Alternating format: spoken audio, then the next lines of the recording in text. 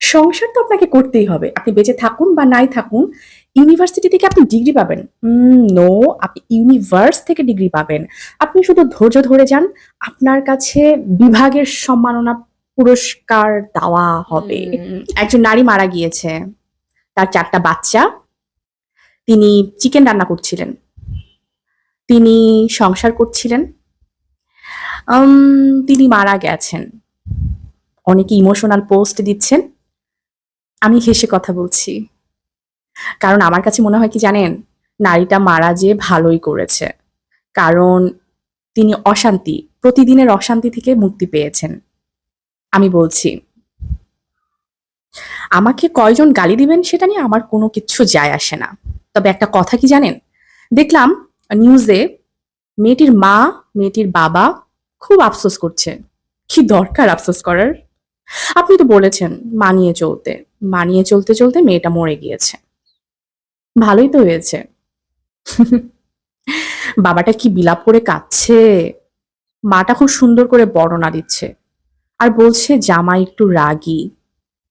রাগের কারণে তার মেয়েকে মেরে ফেলেছে। হ্যাঁ, এটাই তো হওয়ার ছিল। কারণ universe universe not university, universe আমাদেরকে বলেছে ধৈর্য ধরতে এবং এটার সম্মাননা দিতে। এটার সম্মাননা হচ্ছে কষ্ট। দেখুন, আমার কথাগুলো অনেকের গায়ে লাগতে পারে। এবং আমার মনে হয় আমার কমেন্টে যারা এসে গালিগালাজ করবে অথবা আমাকে আমার কথার বিরুদ্ধে কথা বলবে, তারাই নার্সিসিস্ট। আমি এই ব্যাপারে তেমন কিছু বলতে চাইনি। তারপর আমার কাছে খুব মনে হয়েছে কি জানেন? এই ধরনের ঘটনা আমি অনেক দেখেছি। আমি অনেক দেখেছি এই ধরনের ঘটনা। তবে প্রত্যেকটা ক্ষেত্রে একই ব্যাপার ছিল যে বাচ্চা-কাচ্চা হয়ে গিয়েছে, ধৈর্য ধরো। মানে হচ্ছে যে আমার বাবা-মা আমাকে মরে যাওয়ার লাইসেন্স দিয়ে দিয়েছে যে তুমি মরে যাও। কিন্তু তুমি তোমার স্বামীর বাড়িতেই মরো। কারণ তোমাকে ভরণ-পোষণ প্লাস তোমার এতগুলো বাচ্চা, তাদেরকে দেখাশোনা করা তো আমার পক্ষে সম্ভব না। আমাদের পক্ষে সম্ভব না। মেয়েরা এরকমই। এখন ব্যাপার হচ্ছে যে সচেতনতা বা নীতিকথা, moral of the story, moral of the life story হচ্ছে যে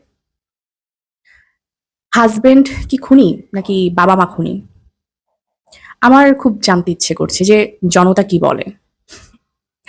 আমার এই ভিডিওটা কয়জন মানুষ দেখবে? হয়তো ১০ জন। ১০ জনের কাছেই আমার প্রশ্ন। বলেন তো আসলে কে খুনি? যদি এটা পরিকল্পিত না হোক, অপরিকল্পিত বা দুর্ঘটনামূলক ঘটনা হয়ে থাকে, খুনি কে? জানিয়েন আমাকে। আর